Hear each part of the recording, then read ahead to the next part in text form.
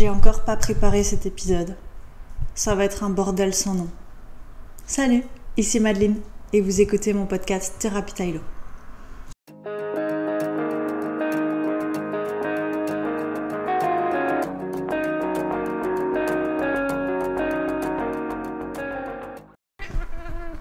Oui? Que puis-je pour vous? Je sais pas si vous l'avez remarqué, mais 2024 est une drôle de période. C'est quelque chose que... C'est plus qu'une période en fait, c'est une année, clairement. Alors, franchement, je sais pas si c'est l'idée du siècle, mais j'ai envie de vous en parler. 2024, ça a été tout aussi difficile que 2023, voire même peut-être plus psychologiquement. J'ai souvent minimisé la santé mentale et la mienne, entre autres. J'ai souvent eu ce réflexe d'introspection et de me dire tout ce que je vis passe. Parce que je sais pas si vous le savez, mais une émotion, ça reste en moyenne 9 secondes dans le cerveau. C'est un fait scientifique. Si vous absorbez plus longtemps que 9 secondes une émotion, ça veut dire que vous pensez à cette émotion. Alors ça ne veut pas dire que tout ce que vous ressentez ne dure que 9 secondes dans votre vie, mais ça veut dire que ce que vous avez ressenti, vous avez envie d'en donner de l'importance. Meuf, apprends à parler, je recommence. Ça veut dire que toute émotion qui dure plus de 9 secondes dans votre cerveau, vous avez envie de lui donner de l'importance. Ceci, ça s'appelle la charge mentale. La charge mentale, ça peut être dans divers domaines, sentimental, professionnel, privé, etc. Vous l'aurez compris. Maintenant, il y a aussi d'autres choses qui engendrent ceci. Et je vais essayer que cet épisode soit pas trop chaotique, mais comme d'habitude, comme je ne l'ai pas écrit et que j'étais en train de l'improviser pas plus tard qu'il y a 15 minutes sous ma douche, ça va être compliqué de m'organiser. Mais bon, on va faire comme on peut. 9 secondes, c'est le temps réel d'une émotion, en tout cas pour qu'elle traverse notre cerveau. Ok, alors pourquoi est-ce que l'intelligence fait qu'on a envie d'y attacher plus ou moins d'importance en fonction du moment? Il y a maintenant 5 mois, plus ou moins, j'ai changé de magasin. Et franchement, ça reste, quoi qu'il en soit, la meilleure décision de toute ma vie. J'en ai déjà fait un épisode complet. Je vous mettrai le lien en description. Maintenant, qu'est-ce que ceci a engendré? Ça a engendré un nouveau poste avec plus de responsabilités. Et même si, dans l'optique, tout le monde rêve d'avoir ce poste, c'est le saint graal de la vente, de mon domaine, même si je suis relativement fière d'y être arrivée en si peu de temps avec pas de connaissances, que j'ai exploité et appris ces connaissances purement sur le terrain, je m'amuse pas. Pourquoi je m'amuse pas? Parce que j'aime pas le contexte, parce que je suis pas d'accord avec l'expansion de mon entreprise, parce que j'ai de plus en plus l'impression d'être un numéro et de ne pas être entendue. Ça, c'est la première chose pour le côté purement de mon entreprise. Mais il y a le côté valorisant personnel. Je vous l'ai dit dans l'épisode précédent, j'en ai plus que marre que les gens nous traitent comme de la... Voilà, je ne dirai pas le terme, pour prétexte qu'on leur vend quelque chose. On reste des êtres humains. Et j'en perds cette sensation de vouloir aider les gens parce qu'on ne me traite pas d'égal à égal.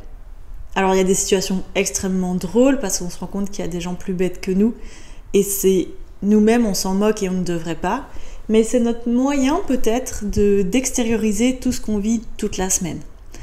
Un quotidien de semaine dans la vente, c'est des gens qui toquent à la porte alors qu'on n'est pas encore ouvert, des gens qui arrivent au magasin à 3 minutes de la fermeture en disant « mais je sais ce qu'il me faut » et c'est absolument faux et ils commencent à nous poser des questions, mais sous prétexte que eux ont travaillé, nous n'avons pas la même importance. Ce qui est complètement faux en soi parce que si vous avez fait votre 9-18 en bureau, et ben nous on a fait notre 9-18 en magasin.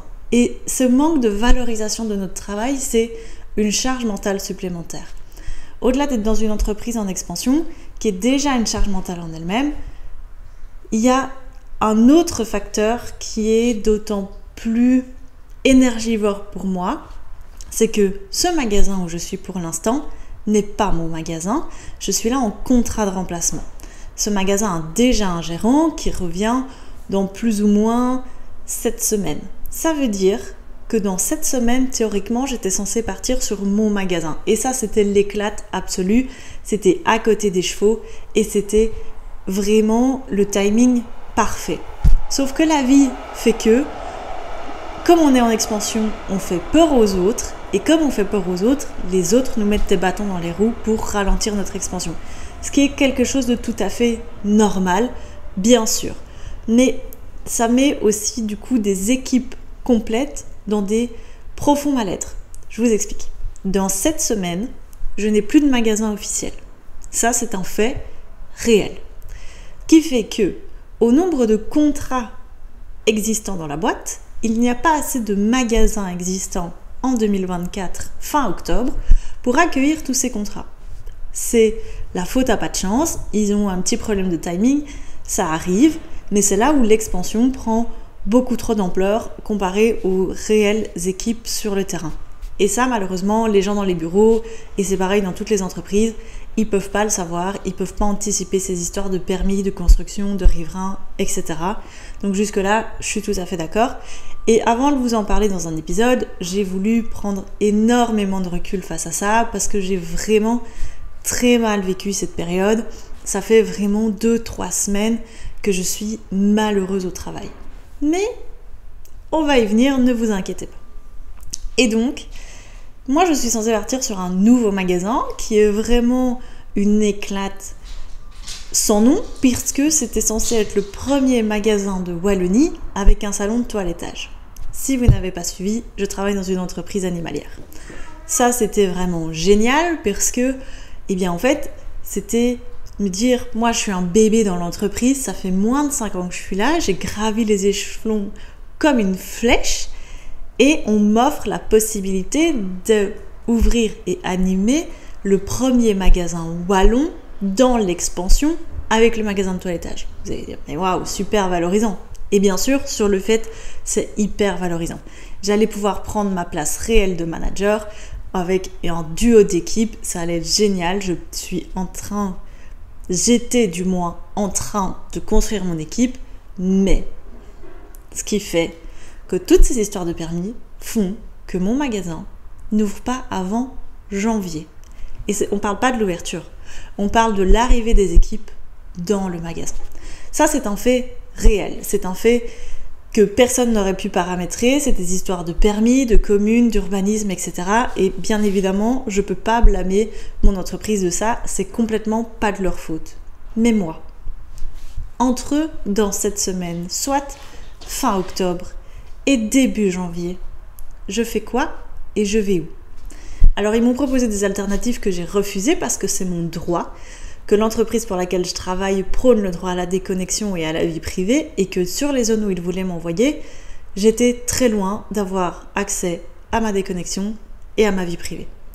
Il faut savoir que moi je suis manager junior, je n'ai pas autant d'avantages qu'un manager senior et même s'ils me les proposaient, je les accepterais pas. Ça augmenterait ma charge mentale par les trajets alors qu'en soi, j'ai déjà fait un effort en acceptant ce magasin. Magasin que je déteste parce que comme je vous l'ai dit dans le dernier épisode, je déteste la clientèle de là-bas. Même si beaucoup me font rire. J'adore mon équipe, c'est une équipe extraordinaire, mais on n'a toujours pas une équipe complète alors que ça fait 3 mois qu'on est ouvert. Alors franchement, c'est pesant. Je sais pas si vous allez comprendre et honnêtement, mes idées sont toujours un peu floues, mais qui fait que j'ai beaucoup introspecté durant l'été. Qu'est-ce qui a fait que j'ai continué à introspecter? C'est que Lucifer, mon cheval de tête, s'est blessé. Pour la première fois en 20 ans d'équitation, j'ai déclaré forfait avant même de rentrer en piste, non pas parce que je me suis fait éliminer ou quoi ou qu'est-ce, mais parce qu'il était blessé.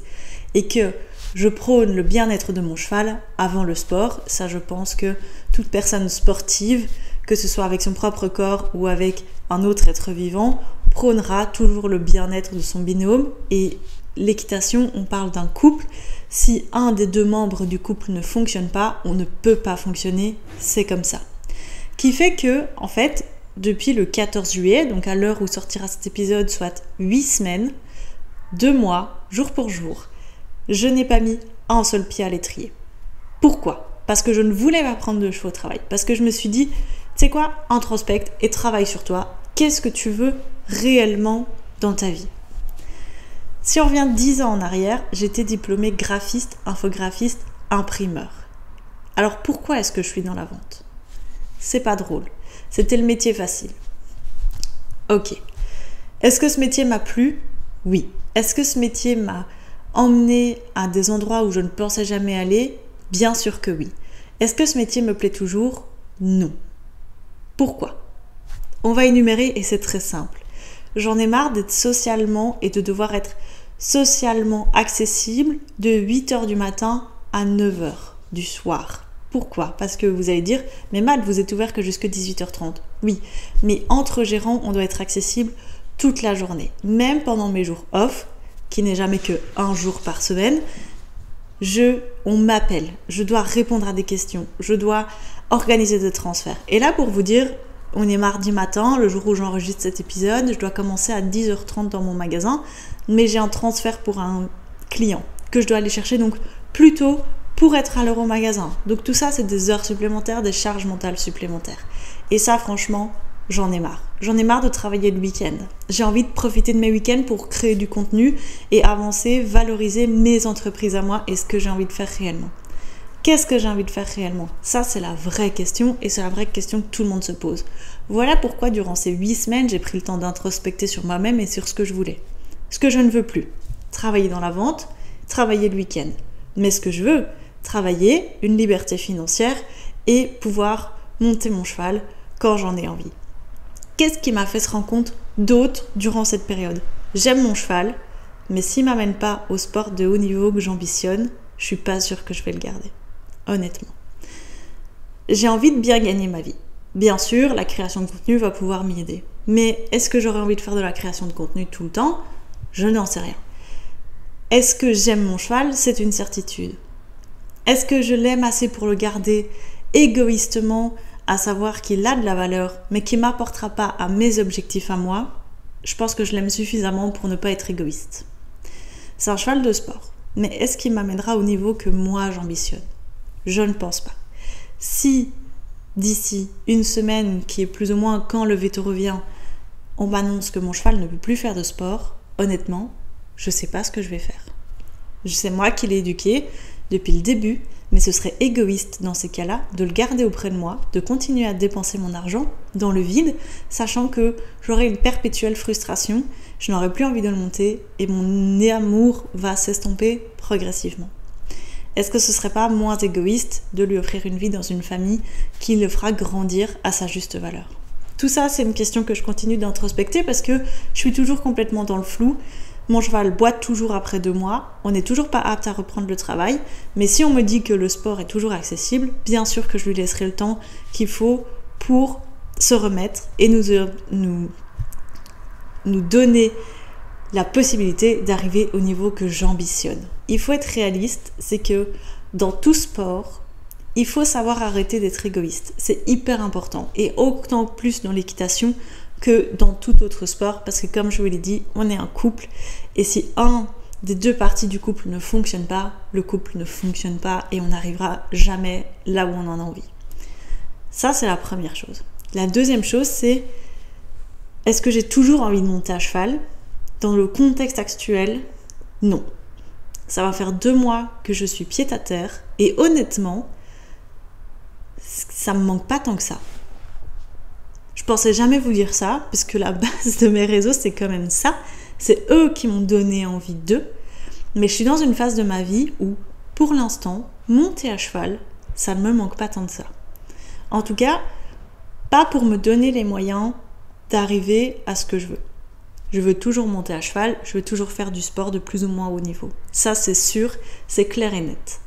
Mais est-ce que j'ai envie de faire une pause dans ma carrière sportive de cavalière ? Je pense que oui. Plus longue que juste la convalescence de Lucifer. Pour être honnête, le fait de ne plus avoir d'objectif sportif m'a complètement démotivée, même juste à aller voir mes chevaux. Je les aime, c'est pas la question, mais je me détache progressivement de ce sport. Je suis quelqu'un qui a besoin d'objectifs perpétuels et là, j'y suis pas. Pourquoi ? Parce que je suis rentrée dans cette boule d'énergie négative qui fait que je n'arrive pas à me concentrer et trouver du positif quelque part. Ça, c'est une première chose. Du coup, qu'est-ce que j'ai mis en place pour remettre du contexte positif dans ma vie ? Je ne veux plus travailler dans la vente, je ne veux plus travailler le week-end. Très bien, mais n'oublie pas que tu n'as pas de diplôme et qu'avec toutes les IA qui arrivent sur le marché, ton métier de graphiste, il est complètement obsolète. Ça, c'est une première chose. Mais qu'est-ce qui m'anime plus que l'équitation, la création de contenu et l'animalier ? Eh ben, beaucoup de choses. Des choses, en fait, finalement, qui vont regrouper ces trois choses, ça va être un truc, une épreuve de fou, et c'est fait, je peux plus reculer parce que je me suis inscrite, c'est le marketing. Le marketing, c'est quelque chose qui va regrouper la vente de produits, la création de contenu pour mettre en place cette vente de produits, tout en pouvant garder ma vie privée, mais en créant cette vie de palace que j'ambitionne depuis tant d'années. Pourquoi j'ai mis autant de temps à m'y mettre ? Parce qu'en fait, j'avais ces objectifs en rentrant dans la vente et dans mon entreprise qui me convenaient très bien et qui allaient très bien. Mais je suis aussi partie de ces gens qu'ils n'aiment pas rester à la même place. J'ai 27 ans. Ça veut dire qu'il me reste 40 ans de carrière. Est-ce que pendant 40 ans, j'ai envie d'être manager d'un magasin et de gérer des équipes ? Absolument pas. J'ai besoin de diversité, j'ai besoin de m'amuser et je n'ai plus cette sensation de m'amuser à mon travail. Vous voulez un truc très simple ? L'exemple le plus fou, et je suis sûre que vous aussi ça vous arrive, c'est quand je suis chez moi, je suis hyper solaire, j'ai envie de faire plein de trucs, je suis en pleine forme, comme là, genre je vous parle, je suis en train d'enregistrer cet épisode et je me sens bien. Vous voyez ? Je vais passer la porte de mon magasin, mon cerveau ça va devenir du brouillard, je vais devenir quelqu'un de complètement négatif et renfermé sur moi-même. Et ça, c'est cette personne que j'ai été pendant des années quand j'étais en dépression. La dépression, on en fera un épisode complet, c'est probablement le prochain qui sortira d'ailleurs. Mais à partir du moment où je suis rentrée dans cette phase où, quand je passais à la porte du magasin, j'avais ce brouillard mental, cette charge mentale et cette énergie négative autour de moi, alors que mon équipe n'est pas du tout comme ça, que l'ambiance de mon entreprise n'est pas du tout comme ça, eh ben, je me suis dit, ok, là, il y a quelque chose qui va pas. C'est pas juste, t'es fatigué, t'as besoin de congé. Parce que quand t'es fatigué, t'as besoin de congé, ça arrive 2-3 jours, mais t'as quand même du plaisir à travailler. Les gars, en 6 semaines, la seule journée où je me suis sentie bien au travail, c'était hier. Et donc, franchement, ça fait poser des questions. Et donc, oui, voilà. Progressivement, je mets des choses en place pour arriver à ma vie de rêve. Ma vie de rêve, c'est faire du sport, créer du contenu et aider les gens à atteindre leurs objectifs. Ça, je le fais déjà en coaching particulier, en équitation principalement. Je pense qu'on pourrait passer sur du coaching mental, je me débrouillerai pas trop mal, mais voilà, ça fait supporter la charge mentale des autres. Et en troisième lieu, le marketing, c'est combler le client pour leur vendre quelque chose de concret.